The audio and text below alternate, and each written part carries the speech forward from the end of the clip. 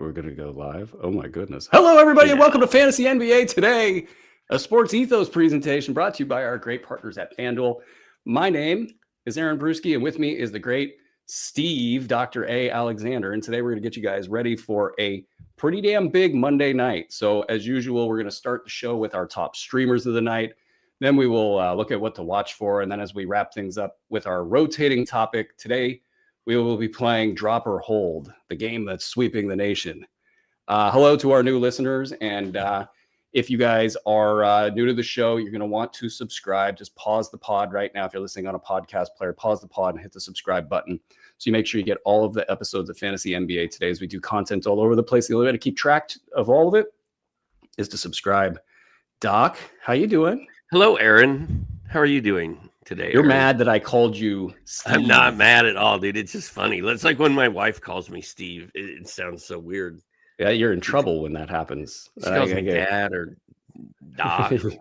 And nobody calls me Steve. So it's funny when you called me Steve last show. Yeah, it was funny when somebody calls me Aaron. I've never had anybody call me anything but Brew or Bruski my entire life. And if I get called Aaron, it's like I know I'm in trouble. Well, today, know me. Today you are Aaron and I am Steve for the entire show. And this is absolutely weird. Let's get right into it. I know the folks want to listen about our names. And actually being named Bruski does have its benefits. But let's get to the top 6 streamers for tonight's action. Doc, kick us off. Well, am I allowed to talk about Jalen Tyson? Because not as of last show.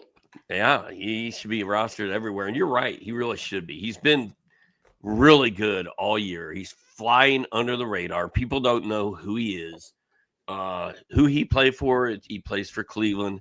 Jared Allen's out for the week. And I think that really opens up a spot for Jalen Tyson. Like, if you don't know who he is now, I think by the end of this week, you're going to get in on the front end of that and go pick him up now and play him this week. I think it's a great time to grab Jalen Tyson, and Cleveland plays 4 times this week. Perfect story.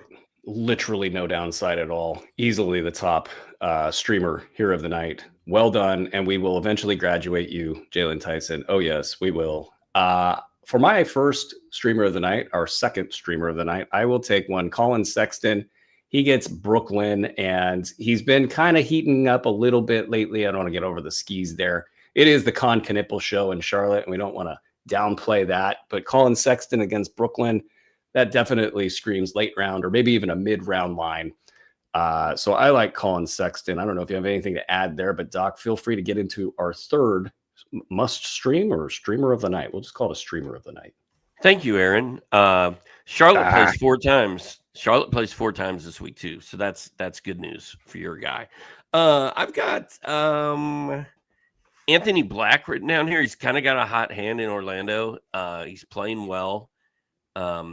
He's definitely benefiting from the absence of Paolo Banchero, and Orlando has a 4-game week this week, so this is a good spot. If you've got a spot on your roster where you're like, man, I've got Dennis Jenkins for 2 games. I need to find somebody with 4 games. And, if Anthony Black's available, I think he'd be a good guy to get. Who loves the 2-game week for Dennis Jenkins? This guy. That means only 2 games of disappointment as we get to the good stuff eventually at some point in time. Anthony Black getting a little bit of a window here, hopefully with Paolo Banchero out for his sake. And I actually don't want Paolo Banchero to return for my Desmond Bain. But Banchero, whenever he returns, they're going to have their next test of how they can get all these players playing on the same page. My streamer of the night, my number 2 streamer of the night, number 4 overall for us as a group, is none other than Trey Jones. Interestingly, Trey Jones had this injury plus, the return of Kobe White, and he got dropped in all sorts of places. And it just felt like all was bad. And then comes back, he gets you a little bit of late round value. And I think with Trey Jones, what's something that, as I've watched a little bit more over the last week, he's shiftier than I gave him credit for. And I think in that Chicago situation where you got all these playmakers, setting other players up, and you're worried about different angles all over the floor, it's really opened things up for Trey Jones. So he is finally kind of stepping into some of the, not hype, but the promise that folks had for him as he entered the league. And I think he actually has a seeing eye singles chance at having late round value going forward. If that is anything you'd like to comment on, feel free. Steven, if you would like to comment on anything going on at all, feel free. Otherwise, let's hear your next streamer of the night. I'm going to throw Aaron. Thank you very much. I'm going to throw Najee Marshall out there.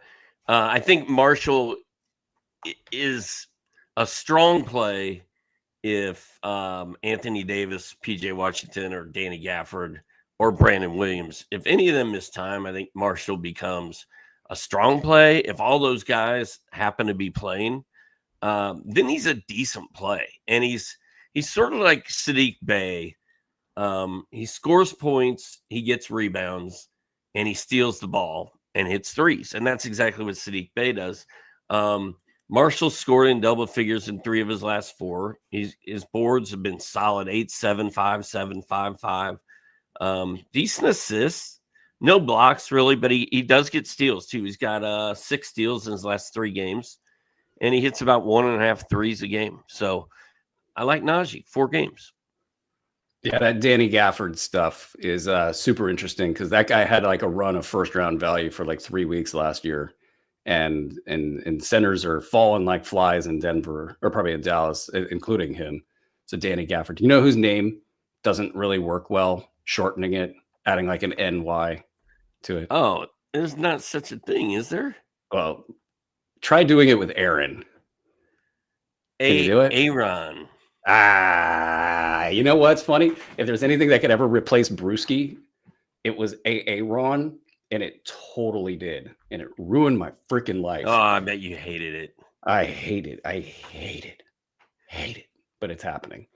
One of the bartenders that works at Johnny B's, his name is Blake. And dude, every time I talk to Blake or order a drink from Blake, it takes everything in my fiber and being not to call him Bilake. I don't know what that is, but that's hilarious. You know where the AA run came from, right? Oh, yeah. No, is that another name from the skit? The substitute teacher, yeah. Balake. Oh, my God. I just go blank. The minute Aaron hits, like, I go red. No, just like you, Balake hated that skit, and it ruined his life, I'm pretty sure. Oh, so I try to call him Blake. Hang out and have a beer.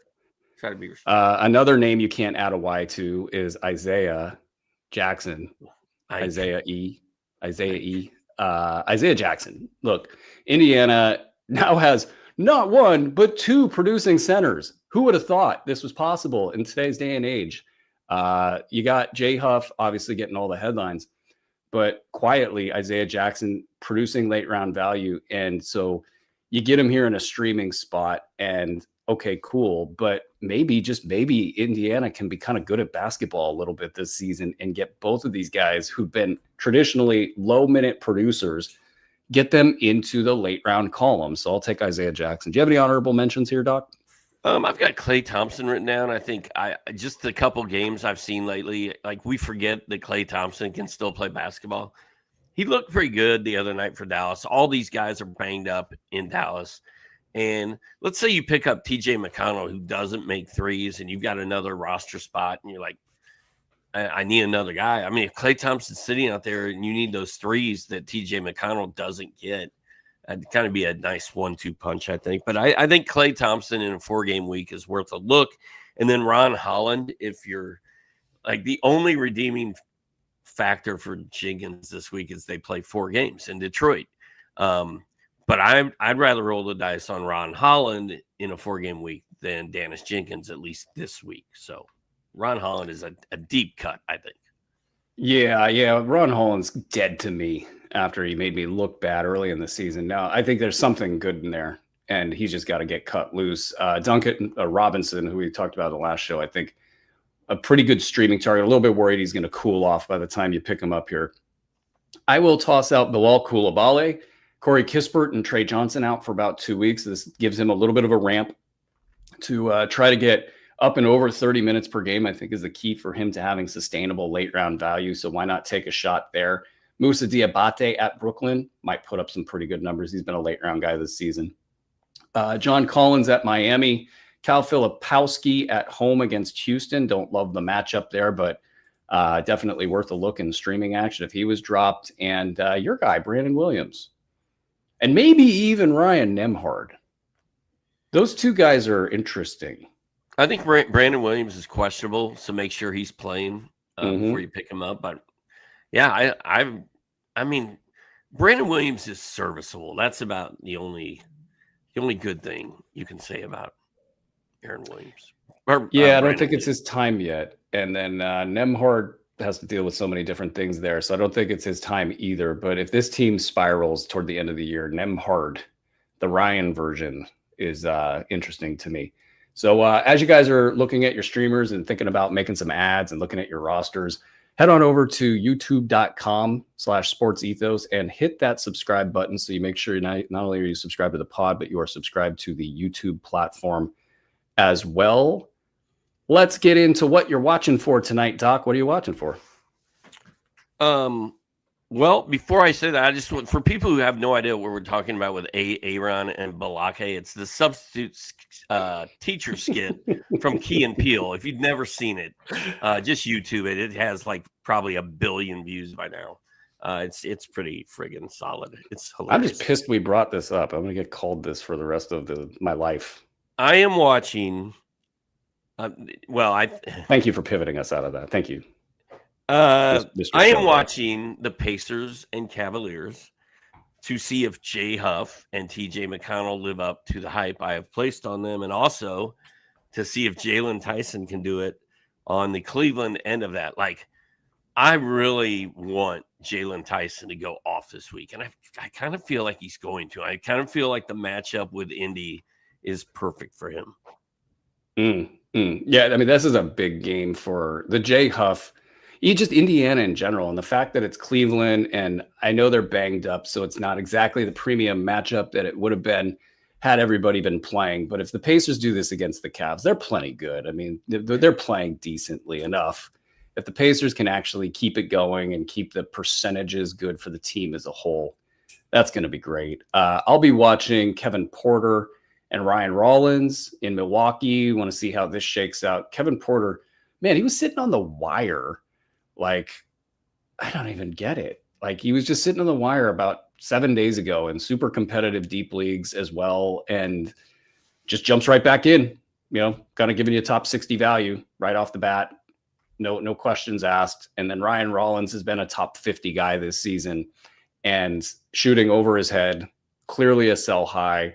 Where does this all settle in? I'm just excited to see. I would like to see both of these guys, like Porter top 60, Rollins top 75, the rest of the season, with the Giannis stuff kind of getting in the way for the next month or two before he gracefully bows out into his next situation. Doc, any comments on that? Otherwise, yes. What else are you watching for? I was pleasantly surprised and hopeful, and it was good that KPJ and Ryan Rollins both started that game. They started together. And if they start together for Milwaukee, your dreams of 60 and 75 for both of them, I think are pretty doable, pretty realistic. So, I thought that was good news. That was pretty cool. The other thing, and this is the main thing I'm watching for, my buddy Zach texted me at like 2:00 in the morning. He goes, "Hey man, are the Hawks good this year?" Which is an excellent question, because I don't really know if they're good or not. They're winning games lately. They're playing okay. Jalen Johnson is absolutely crushing everything right now. So Atlanta is at Detroit and getting 9.5 points. Atlanta is 13-8 this season. Detroit is 16-4. Atlanta, like I said this the other day, like maybe Atlanta can make a statement against Cleveland or Boston or somebody. Well, now maybe they can make a statement against Detroit. I think this could be a big game for them. I want to see if Jalen Johnson can keep it going. I want to see if NAW can keep it going. He's been a great pickup for you guys if you're able to get him. And then Detroit is just sort of like everybody is doing their thing and playing well, except for poor little old Dennis Jenkins. Oh, 9.5. Don't you feel bad for my Dennis Jenkins? He's doing Plus fine. plus 9.5 at minus 114 FanDuel odds. I'm going all in on the Hawks tonight, I think. Look, we're gonna have to watch that injury report like a hawk because their top 4 guys for Atlanta played between like 44 and 47 minutes last night, getting now into the back-to-back double overtime game, which is what is happening here with the number, because the Hawks, as folks who follow the Hawks or even just the Trae Young story nationally, people are floating out little questions like, are they better without Trae Young? And that's because they played so damn well. And then there is that little question of, are they better without Trae Young? Are they better without Trae Young? You mean T-Ray? Is that T-Ray? Yeah, exactly. Are they better without T-Ray? I don't know. No. You don't want to take that on? I don't think they are, but I mean, maybe. I mean, Trae was playing well, man. Trae's been a good soldier. He presents it. I think there's a lot of discussion around like great players who force you into a certain style of play that might not be a championship style of play, or it might not be beneficial for other players on the court. Paolo Banchero is one of those guys right now. It's like, okay, yeah, you can get yours, but what do you do for everybody else? So I think that's what's going on, because you get this perfectly balanced Atlanta Hawks team somewhat for the most part, where everybody's playing well. But yeah, they're going to go in and face a Detroit team whose backs are somewhat against the wall. But this is a big Eastern Conference game. And I think that Atlanta might try to reach down deep and cover that number. I definitely wouldn't take Detroit on that side. I'd be taking the Atlanta Hawks as well. I'll be watching Khalil Ware. And I didn't lead the charge on Khalil Ware this year. I think it was middle of the pack on Khalil Ware. I didn't get Khalil Ware anywhere. Hot commodity on draft day. All of a sudden, drop talk, hanging out in the drop zone. Khalil Ware. Well, the dude's like a top 30 player right now. I don't have it in front of me. He's like a top 20, 30 player in limited minutes. Like, what happens if this guy fully breaks out? I just want to see what they're doing in Miami with Khalil Ware. And if they fully cut this dude loose, we're talking like damn near first round value. That's crazy. He just gets it done in limited minutes. I have Khalil Ware literally everywhere. I was being mocked and chastised at how early I was drafting Khalil Ware and Matas Buzelis. Now, Buzelis, the jury is still out. He is no Khalil Ware so far, but I have not even considered dropping Khalil Ware, Brew. I don't even look at his minutes.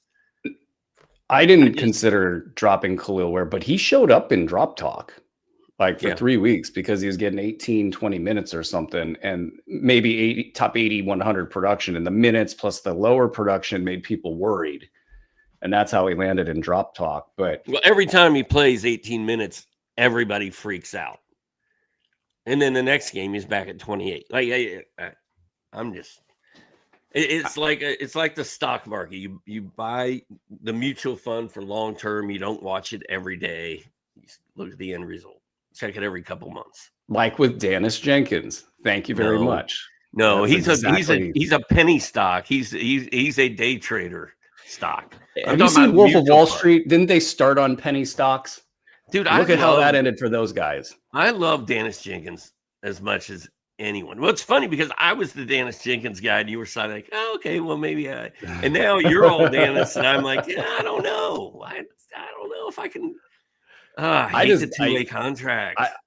Man, I love. There's some things in like in the stuff that you do, Doc, where you draft a guy super early, and everybody's like, "Oh, what are you doing, Doc? Like, how much you drinking, Doc? What's going on over there?" And then he hits water. And it's hard to do that on these buzz guys. That's maybe my favorite hit. But the players that everybody's dropping, like the Colin Gillespie's early in the year, oh, he's not good. He's not going to get it done. He's just a waiver wire guy. Speaking of that, pick him up. Speaking of that, are people going to drop Colin Gillespie because of the 2-game week? don't do it. I will show up at your house question, dude. and berate you. And I'll also bring There are snacks. guys playing at ESPN in an 8 or a 10 team league where they're going to be like, I can do Colin for 2 games, or I can go pick up Anthony Black for 4. I can go pick up Pajemski for 4, and they're going to do it. So this is just your warning, this is my America warning. and the world, that you might be able to pick up Colin Gillespie. He's, I believe, ranked top 50 on the season by totals, that Colin Gillespie. But yeah, no, these are my favorite calls. And that's a great time to segue into hold or drop. I do feel like we could improve on that name. Something with a little bit more action and danger. I also want to watch for Reed Shepherd tonight. I'm just going to throw that out there. Can he keep it going?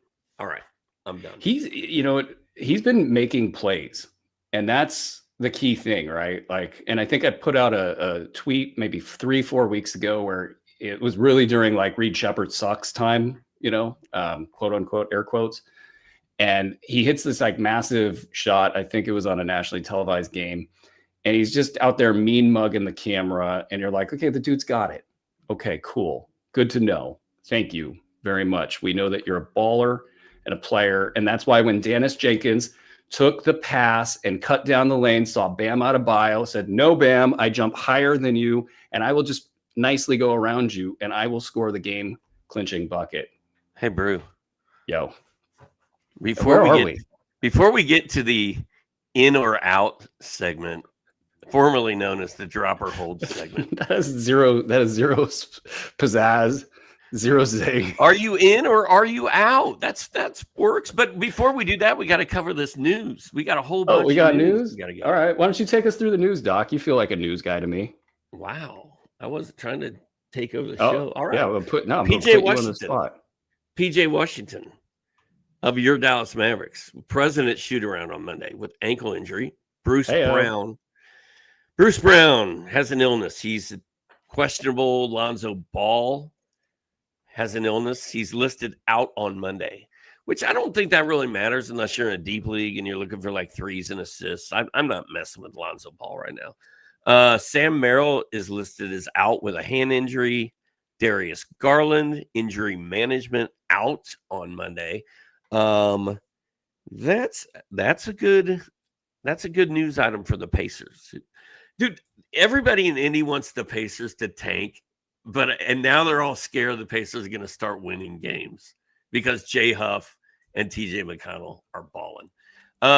Anyway, Darius Garland's out tonight. That leads me to think good things for the Pacers. Kristaps Porzingis out with an illness for the Hawks. Kobe White doubtful for the Bulls. Alex Sarr, my guy, a doctor, out on Monday. Vucevic alert there in Washington. Noah Clowney available for Brooklyn. Michael Porter Jr. available despite his back injury for Brooklyn. Terrence Mann ruled out on Monday with a rib injury. And DJ. Okay. You know who doesn't spray paint their hair, Steve? Jay Huff. Who's that, Aaron? Jay Huff. Jay Huff doesn't spray paint his head. No, he just lets that bald spot shine. That's how you know he's got the goods. When you were first on Jay Huff last year, and I went and looked this dude up and watched him play, and I'm like, this is a tall, lanky, basketball player, bald white man. Like, no, there's no hope for Jay Huff. Jay Huff is going to save the dunk contest. I promise you that. Jay Huff has grown on me immensely, dude. I love Jay Huff now. Hopefully he doesn't go out and have a dud tonight. Hold or drop. Hold or drop, everybody. Are you in or is you out? Are you in or you out? Well, let's just go with the list. Ryan Rollins, are you in or are you out, Doc? I am in. I'm holding him until we see how this thing shakes out.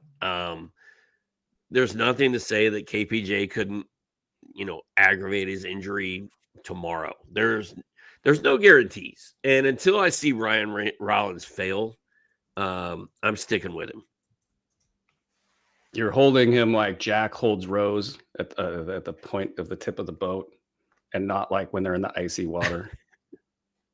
I worked hard for that one. I really worked hard for that one. No, Ryan Rollins, I'm definitely holding. He's going to be fine.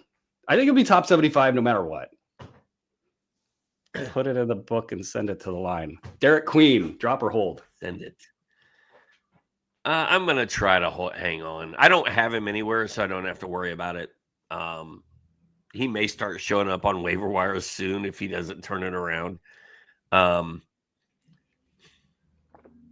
mean, he's got the tools. I'm going to try to hang on, but I just don't know what to expect. Like Derek Queen's the guy that you and I all year have been like, I don't know. Do I like him? Do I not like him? I don't know.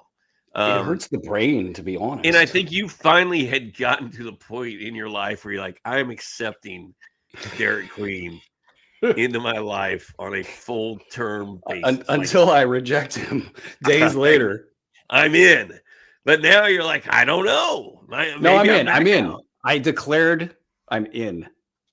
It's going to be messy and it's going to be ugly. And you know what? If there was a hamburger placed on the floor, I'm not sure he wouldn't stop play and go grab it and pick it up. And yeah, that's mean, but come on, man, run back on defense.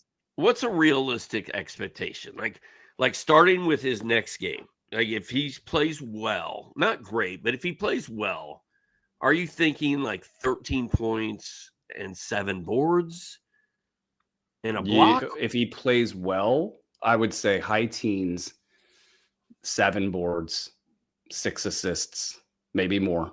High teens. Then you're saying yeah, like and a couple defensive stats. Here's the other thing about Derek Queen that's kind of fun is like teams seriously do the Wile E. Coyote, like looking at him and then he turns into a steak right on the floor.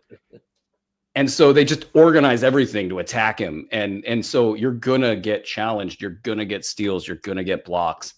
These numbers aren't because Derek Queen's a great defensive player. It's because he's getting so many chances at these things. And it just works out that way. But yeah, no, I think it's top 75 to top 100. And then it might be top 50 for like 2 months in March and April. That's the big draw here. Yeah, like Marty the zebra turned into a piece of meat for Alex the lion in Madagascar. Ooh, I haven't seen that one. They're best friends. And then his instincts just took over at one point. He was like, instincts. I'm going to eat my best friend. The human. No spoiler alerts. Yeah, okay. Well, we'll keep that one close to the vest. That Madagascar ending that everybody doesn't know about. Cedric Coward, hold or drop. This is a good one. Hold or drop.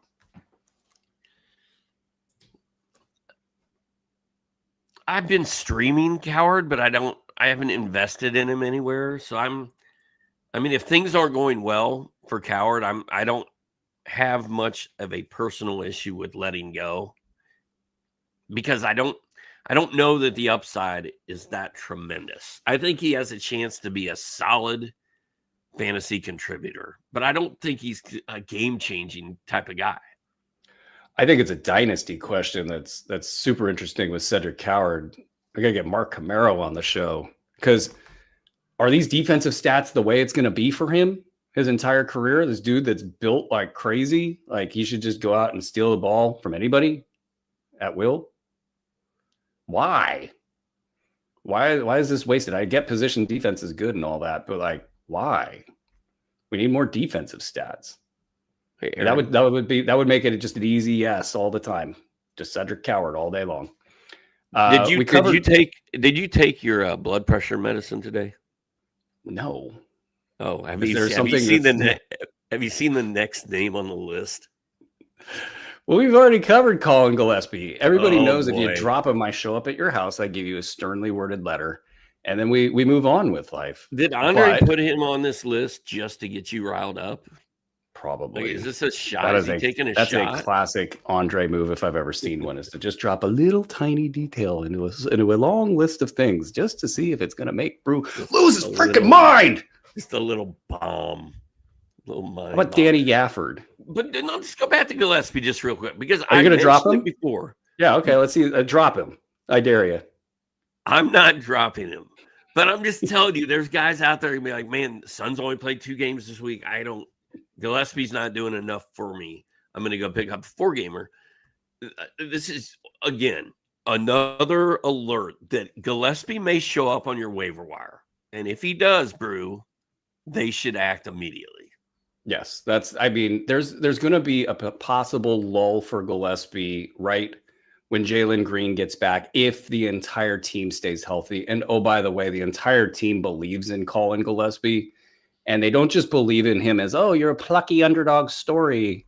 You're a good 6th man. Like, they believe in him to go be a starter level player, guarding the other team's best player and going out there and running offense with good things that are going to come out of it.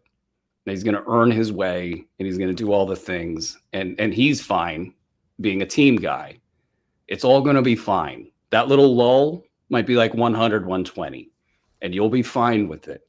Otherwise, they'll show up at your house. Daniel Gafford. Potential of, a couple blocks, rebounds, points, steals. I don't love the timeshare with Derek Lively, but I'm hanging on to Daniel Gafford because we say it every year. He only needs 18 minutes to put up monster numbers when things are going well for him. Yeah, it doesn't feel like the Anthony Davis thing will hurt him because they're going to try to manage minutes as a group, and you've already got Derek Lively kind of like questionable for being a healthy person this year, healthy player this year. So, yeah, I'm good with holding Gafford here. Do we have anybody to drop on this list? Isaiah Jackson? You holding Isaiah Jackson? I don't have him anywhere. I'm more of a Jay Huff guy, as you know. Ike Jackson is playing better lately, Brew. I'm probably hanging on to Ike. Do they play 4 this week? The Pacers play 3 games. 3 games. I'm going to try to hang on to him. He's droppable. That's for sure. Because I don't think the upside's there. He's definitely droppable, but might have a line on some late round value. Andre Drummond, you dropping Drummond? Dude, he was so good. Now he's kind of banged up and hurt, and Philly's weird again. I don't want to drop Andre Drummond. I really don't. But if he's not going to play for me this week and I need bodies, I think I might do it. I think they were on a scripted 25 minutes in that game, and they wanted to get Andre Drummond some live action workout, not have a day off, and just see where that knee was. And they're like, okay, can you just give us whatever you got, Andre? Just give us what you got. And he's like, I got 5 minutes for you. And he's going to get kind of back to maybe the original timetable that one of these things has, is like a 2-week timetable, and it'll take him 2 weeks to get back. We might see a game off here. He's going to be fine as long as he didn't hurt himself seriously. If he's, fine on that level, there's a lot of stories, and one just came out of, I want to say, Aronson is the writer name out of Philly, just came out with a feature on Drummond, which was kind of interestingly timed because he just got hurt and it was already obviously written prior to that. So he had to add in little pieces about the current injury. But he was talking about how he's been in the best shape of his last 5 years. It was affirming for me because I watched it on film, and I've always thought like Andre Drummond, too large, not able to be on the basketball floor, all of the different things. And watching him as, I started zoning in on Philadelphia for the Adembona call and all of that. I'm like, Andre Drummond can move. Andre Drummond is moving better than I've seen him move. And then here comes a story that affirms it all. He was doing toe yoga, of all things, that got him kind of moving into the right direction. He didn't feel like he could press off on that toe before, and now he feels like he can. Well, now he's got a knee injury. If that thing resolves itself, long story short, Andre Drummond goes back to being a top 75 play. I will not be dropping. Davion Mitchell, would you drop Davion Mitchell? So if you look at his points, his last 4 games, 7, 2, 8, and 8, that screams drop, right? A 3-pointer the last 4 games. He has 1. That kind of screams drop. But then you look at his steals. 3-1-2-1. That sort of says hold. Then you look at his assists 10, 9, 4, and 12. Like, it depends. It depends on what you need. If you need threes and points, Davion Mitchell's not your guy. If you like steals and assists, then you hold Davion Mitchell. It depends on what you need, really. Yeah, I think it's going to get tight in Miami, so I'm good with a drop of Davion Mitchell. Tyler Hero is just coming out gangbusters, and I expect that to continue. They got a lot of good players in Miami as well. We talked about AJ Mitchell in the show earlier today. What's your official call there? AJ Mitchell drop or hold? I think for me, he's a luxury hold. Like, I want to hang on. I'm going to hang on where I've got him because I've only got him in deep leagues. OKC does only play 3 games this week. So I don't know. Do you want AJ Mitchell for 3 or do you want Jalen Tyson for 4? I don't know. That's a really good. If I had to choose between those two, I kind of almost think I would take Jalen Tyson, and that's a little bit scary considering AJ Mitchell started the season as a top 50, even a top 35 producer. But Jalen Tyson's been that good, and you don't have the question marks. So, an interesting call there. Dylan Harper, does he have a spot on rosters for you? I think once they're healthy, when Wemby and Stephon Castle are back, which please, Lord, be soon. I just see him getting squeezed, man. And I don't feel like he's been that great with everybody being injured. So I'm cool with dropping Dylan Harper. Yeah, I mean, he looks good. It's a numbers game, and I kind of think he'll be a late round guy, kind of regardless. But if you need to drop somebody, I'm good with dropping Dylan Harper to get in on a hot free agent. I would even do that to get Dennis Jenkins, just to throw that out there in the Dennis Jenkins rankings, if you will, which I did post at sportsethos.com, the waiver wire column. I did 5 of the top 10 for free. And for Fantasy Pass members, the rest, you could see the entire ranking and see where Dennis Jenkins ranks in that list. Kyle Filipowski, hold or drop? Has he just been really bad? Because in my mind, yes. Filipowski is a guy you just kind of want to hang on to for when the wheels fall off in Utah and he sort of starts balling. But I know I see him on waiver wires in some of my deeper leagues, and I like that is weird. It's weird to me because I just feel like Filipowski was so good last year. He should not be available in leagues, but when you're not producing, this is what happens. He had 12, 8, and 4 on Sunday. He had 8 and 7 on Friday. 11 and 9 the game before that. I mean, it's not terrible. I'm trying to hang on to Filipowski and wait for better days. I'm trying myself, and it's hard. He's down in the top 200 range. And I think, and I'll talk about this in the 30-team show that's after this show, is you've got other players that are doing the Kyle Filipowski stuff, and it's just taking him out of a consistent role, and it's not where we want it to be right now. I'm trying to hold, but if you need to drop, I completely understand. Last name on this list is Vince Williams Jr. Hold or drop? Oh, you mean Vinny? Vinny Williams the second. You mean NAW Jr.? He's been good, man. I've enjoyed the Vince Williams experience as long as John Morant is out. I'm gonna keep rolling with him. I think he's not a big scorer. Like, he had 2 points in his last game, but the game before that he had 16. The game before that he had 17 dimes, assists. If you mash that all together, mash. That's what we say down here in the South, Brew. You don't push a button, you mash a button. You mash that bleep. You don't use a shopping cart, you use a buggy. But anyway, I don't think he's mashing Vinny. I don't think he's smashing either. I like he's like a one-trick pony, two-trick pony on a given night. But that trick's been pretty damn good lately. A lot of steals. I could go several places with that, but I'm not going to. Like, I'm holding on to Vinny. I'm going to say you can drop him, and eventually maybe Ja Morant would like to play some basketball. Maybe, allegedly. And then, eventually you'll get the point guards coming back, and that'll be interesting. Like, what do they morph him? Now that they've made him a point guard, what do they do with that afterwards? I'm going to drop Vinny Williams Jr. because a lot of those categories are rough,